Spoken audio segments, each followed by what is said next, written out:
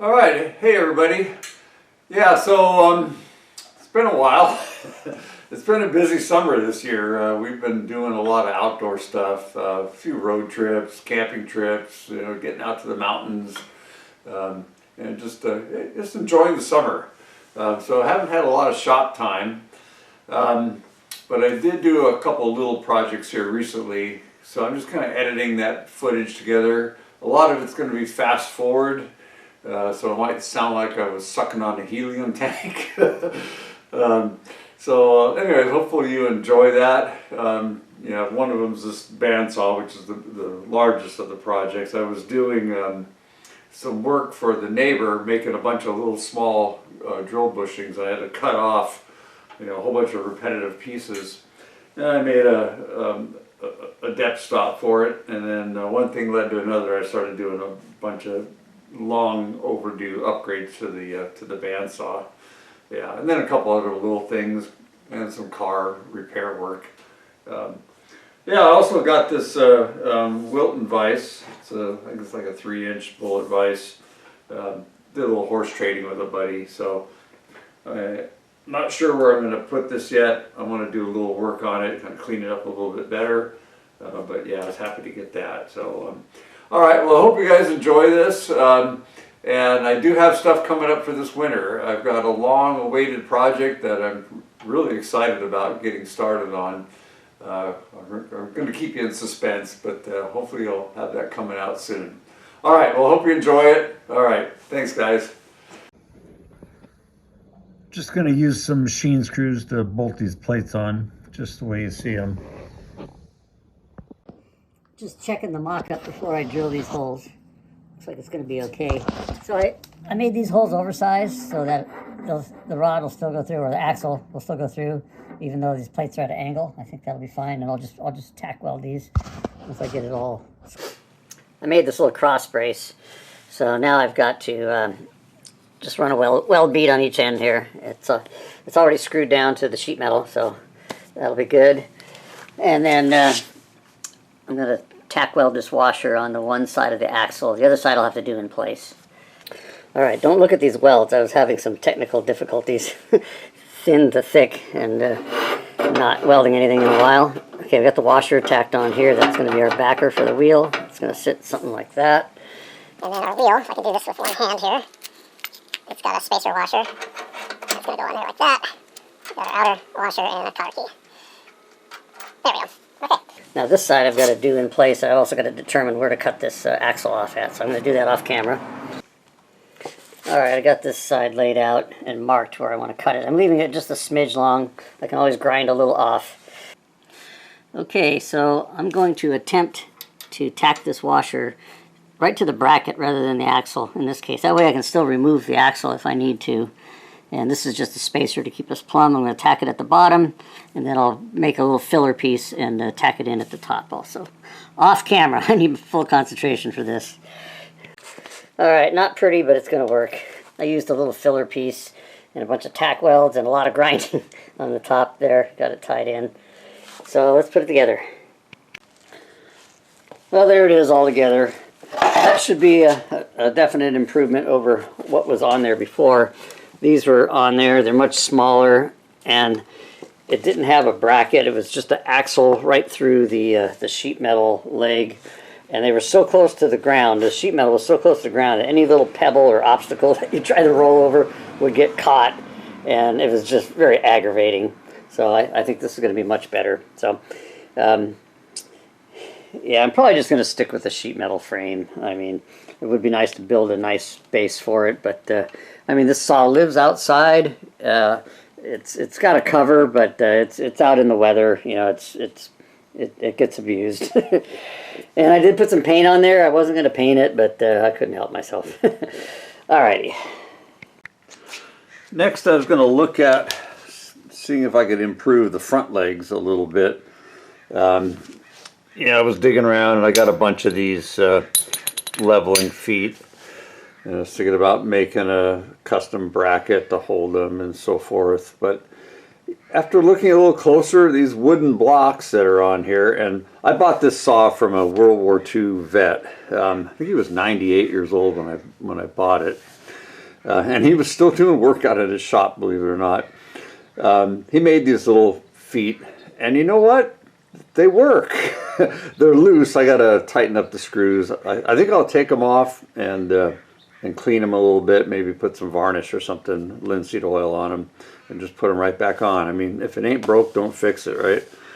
But I do need to do something with this handle. I mean, this, well, there you go, right? So we're gonna address that also. All right, I got these really custom wooden feet cleaned up. I just put them on the belt sander, and then I gave them a coat of linseed oil, replaced the carriage bolts. I also fixed our handle. Just needed a couple new cotter keys in the back. And I also added some bracing just to kind of stiffen things up a bit. Yeah, I mean, it would be nice to make a whole new base, but you know, for my use, it's good enough. All right, let me show you what I got going on up here. So, kind of going down a rabbit hole. So I figured, you know, one of the mods that you see everybody do is they put a T-nut in this slot, because normally it's got a nut and bolt arrangement, which, you know, makes it a pain in the butt. You got to reach underneath with a second wrench to adjust your fence. So I found a T-nut, but it's 3/8 thread, so I really don't want to have two different size bolts. So, okay, so what do? Do you increase this to a 3/8, drill these out? It's already pretty close to the edge. So I rummaged around in my bolt collection, because this had just a funky bolt in there.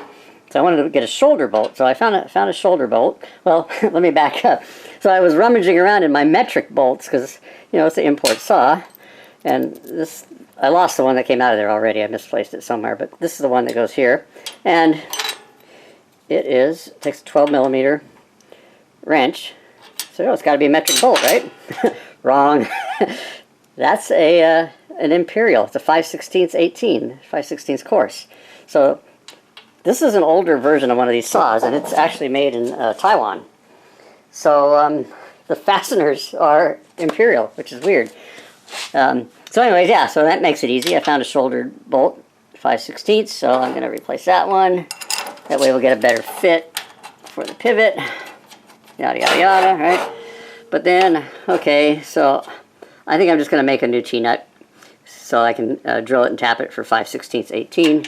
And then I can also maybe give it a little curve. That's probably not necessary, but since that is a curved slot. I do need to do some filing here. This slot is not true. It needs a little bit removed out here, so I'm going to do that. Yeah, I wasn't going to do this much to the saw, but kind of went down a rabbit hole.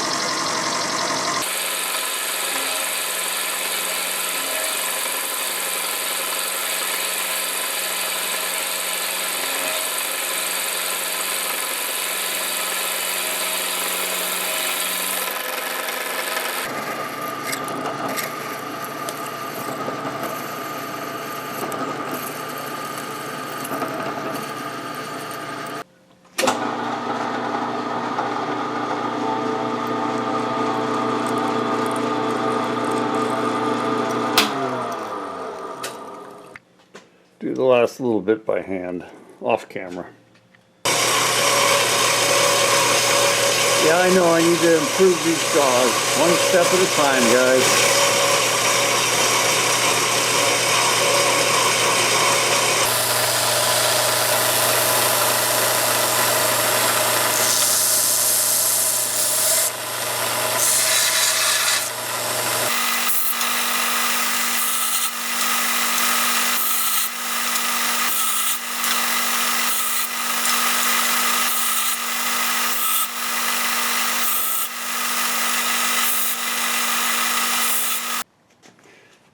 All right, I got the T-nut installed. I had to massage this slot. This is just cast, it's not machined, so it's not real true. And I got it. It's stopping dead nuts at 90 degrees. That was just luck, okay. But yeah, way better. Now you can tighten it up with one hand or one wrench. Much better. Yeah, so anyways, that was some good progress.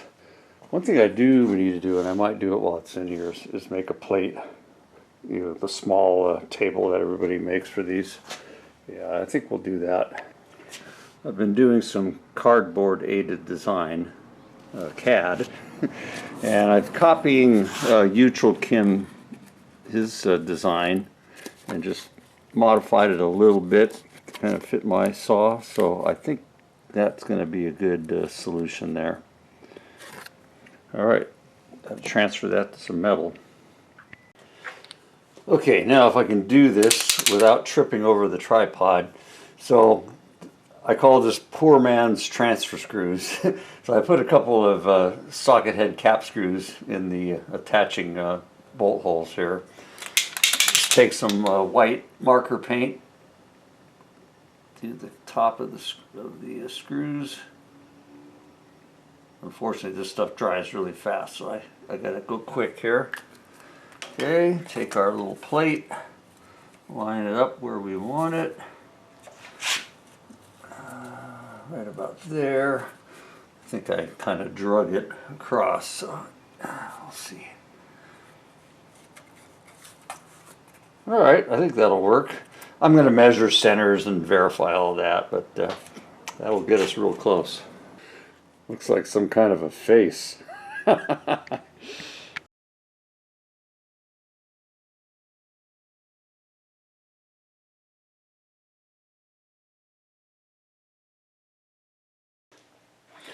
Well, this is unfortunate. Somehow between making the cardboard template and transferring it to here, I got the slot a little off. So if we test fit and line up our screw holes, which the centers are spot on, but we're rubbing on this side over here. So I'm going to make a little relief area here for the blade. Yeah, I don't like it, but that's what I'm going to do for now. I might end up just making a whole new one. Oh well, stuff happens, right? Alright, so I added some clearance, so we're good there. Doesn't look too bad from this side, but when you come over here, I don't like the way it looks. Obviously, it's a mistake.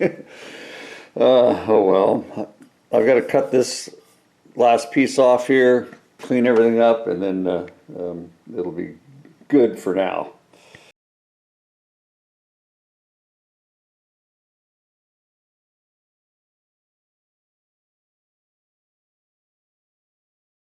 Checking clearance. I'm rubbing just a little bit here. So I'm going to shorten this up. Oh, get you back in frame. Okay, so I am rubbing just a little bit here. So I'm going to shorten this length up a little bit and probably add a little bevel also. That'll help.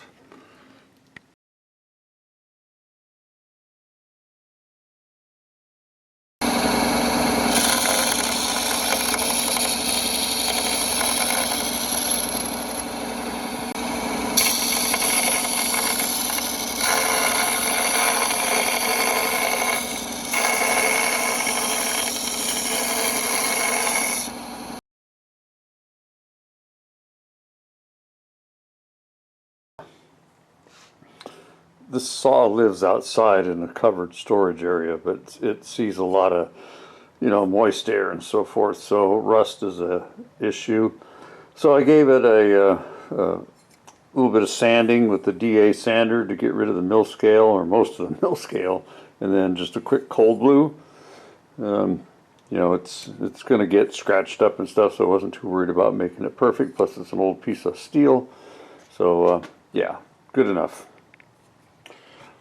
I'm going to make some jaw extensions, and I'm going to make them, I've already lined this edge up so close to the blade with a little bit of clearance.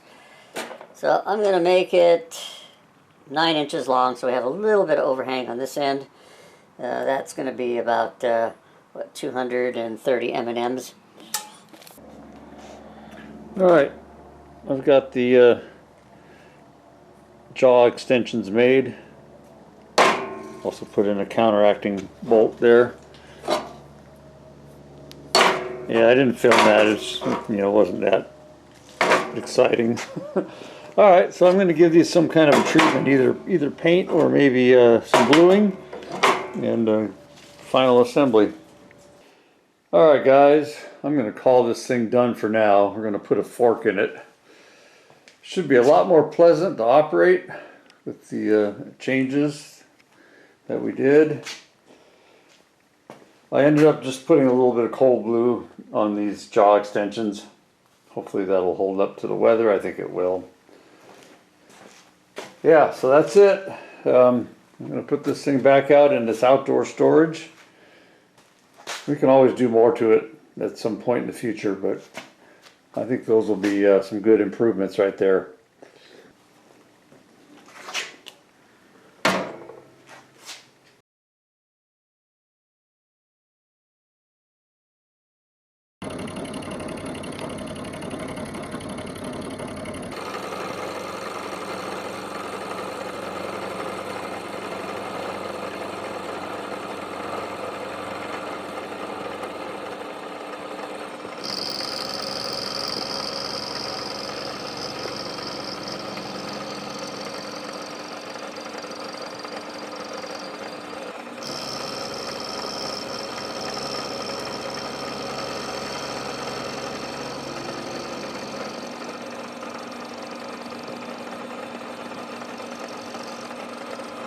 Making a poor man's laser center finder. So my original plan was to use the rail mounts. This is one of those laser sights, just a cheap one, and it's made to clamp onto a rail. So I was going to make a rail and then weld on a shaft to it at an angle. And then I quickly realized that all I had to do was just take a piece of round stock and mill a couple flats at an angle. Just use the groove that's already in here. Drill. I didn't even have to drill. I just tapped out these holes to 1024 for some grub screws. That's going to go right in there like that. The only thing I would do different, and I may make another one, is just give it a little more angle and then make it just slightly longer. Let's see how it works. Center finder.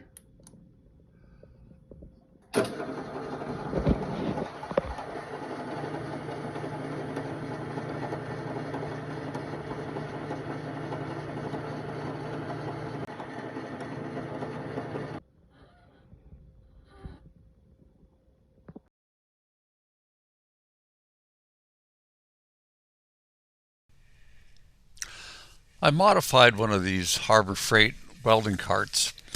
I was going to try to find a used one, but it seems like they're always overpriced and you can never find one configured the way you like it.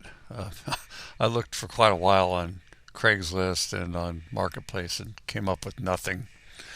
So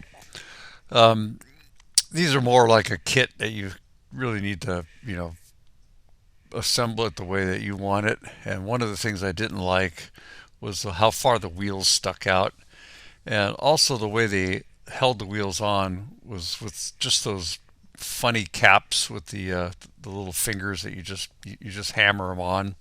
And once you put them on, you can't get them off, right? So I looked into shortening this axle, and what I did, I just unbolted it, slid it all the way over to one side, and I had to cut the washers off that you saw there, and then I'm taking a measurement here, and you can see my mark there. I'm gonna cut that amount off of the axle. There's just another look at it right there. So to hold the wheels on, what I ended up doing was drilling the end so I could just use some cotter keys. Much simpler, plus you can easily remove the wheels if you need to. And okay, here I am. I've already shortened the axle, and I'm going to weld a new washer on there for the wheel support. There you go. It's tacked on. That's all it really needed. The next thing that I did was add an additional cross brace up here at the top. And I just went up to the hardware store and bought a hose hanger that you would use for garden hose and bolted that on. So that'll be the hose holder. And then you can probably see down below the little tool tray. I ended up mounting it with just some screws. The way it comes is with some funky little brackets, and the tray will swing, which I didn't want. Plus, I'm using the tray as a backstop for the acetylene tank, which we will see here in a second. Yeah, so I use these little short. It's like a plumber's tank. It's a B tank is what it is. They're easy to exchange, and they're a nice size for a home shop. Yeah, mounting the tool tray lower ended up working out really good for securing the acetylene tank, with the chains there. Yeah, this cart was only $80. I don't think I could buy the materials if I tried to make my own at that price.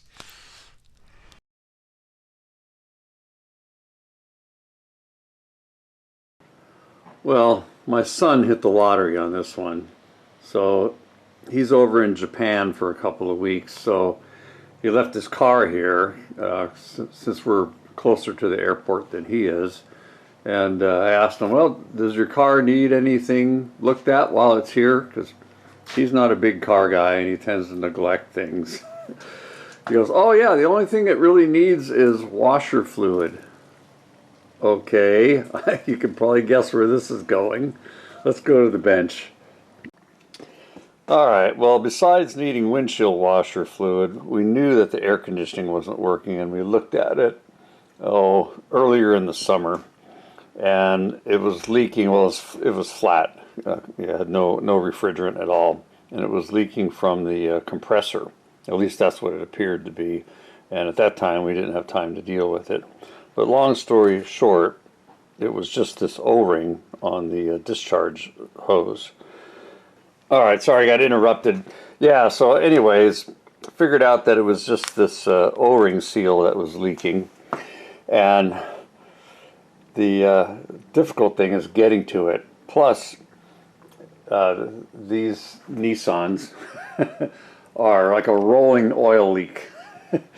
So everything was covered with oil and grease and crud and road dirt and everything all mixed together, and you could hardly even see a lot of the components. So it was a whole day of just cleaning it just to get to where you could start to disassemble anything.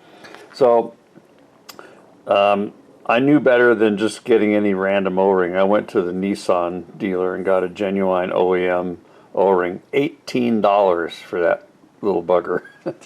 But when it's an all-day job, you don't want to screw around. So while I was there, I go, well, let's see where it's leaking oil. So this is a V6. The Nissan V6s are notorious for this O-ring leaking. This goes between the engine block and the oil cooler. And I think you can probably see it right there. There's some damage right there. And a little bad spot right there. So this was leaking, not real bad, but it was leaking. And there again, it's it's a job getting to it. And this was only $20 from the Nissan dealer, but you don't want to screw around. You gotta get the good parts. And then of course it's got coolant that runs through one half of the oil cooler. So as soon as you disturb any of the cooling lines, they start leaking. I had to replace 2 of these, and you can tell they're they're pretty sad. So that was another job. And then, of course, while you're there, it's like, oh geez, the front brake pads are getting pretty thin. So I put new front brake pads on, And of course you got to change oil because you're opening up the oil circuit. Oil change, and then of course the antifreeze, you end up draining it all out, so new antifreeze. It just goes on and on. It was so filthy, I gave it a nice wash job. And then the headlights, I used the Meguiar's headlight restore, and these things were bad. I mean, they were practically white. Let me show you what that stuff looks like. Figured there was nothing to lose. I had this for a long time and just never got gutsy enough to try it. The Meguiar's headlight coating, and I am impressed.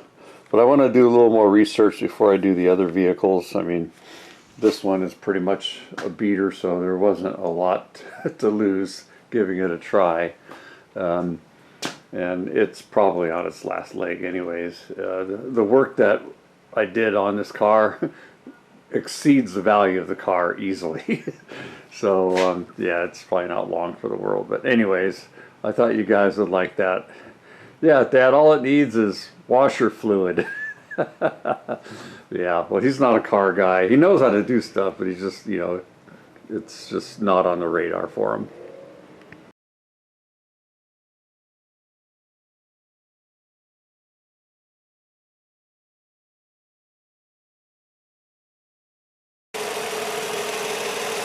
Yeah, these V6s are just an amazingly good running engine. Not easy to work on, but boy do they run nice. And really haven't had that many issues, and this car has really been abused. And it's got 190,000 miles roughly on it. It did have a full tank of gas though. Well, hopefully he brings me something nice back from Japan.